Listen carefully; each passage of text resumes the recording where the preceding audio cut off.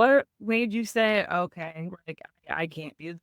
We were living in our home, and I think my son was maybe 3 at the time, and I had a rocker I would sit in, a little glider that I had, from when I had babies, and I would sit up there when he would be yelling at me or when he'd upset me, and I would go upstairs to be away from him, and I would rock, and I would sit in that glider, and my son would play around me while my daughter was at preschool. One day, my son came up to me and noticed me crying and said, "Mommy, why do you sit in your sad chair all the time and cry? Is it because my daddy yells at you?" And it occurred to me in that moment, oh, he does see what's going on. This is affecting him because I had the mindset, I have to stay here to keep my family intact for these children. I'm not gonna do what my parents did. I'm not gonna divorce and upset them in that way.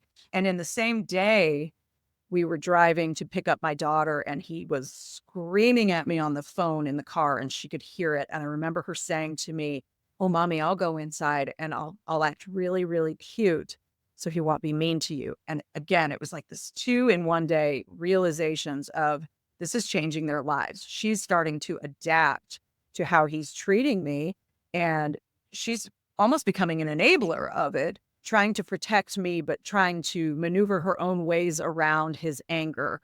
And it was that day that I said, "Okay, I've gotta get them out of here." And it still took time after that, but that was when my thinking started to change because I knew in those moments, one day some man is going to mistreat my daughter and it is going to feel like home. And that was for me, maybe I didn't have enough love for myself to get out of it for myself. And I would have tolerated more and more and more. But for my children, it wasn't good enough because I loved them very much and I expected the best for them. And it just, in that moment, I was blindsided. You're not giving them the best. You're setting them up to live the same way that you do. And that's not enough. That's not good enough. I love that because that is so important. I stress that though, because you think, "Oh, well, we're gonna have a better life because this person is around and they can help me more financially," or, all of the different reasons why you want it to work.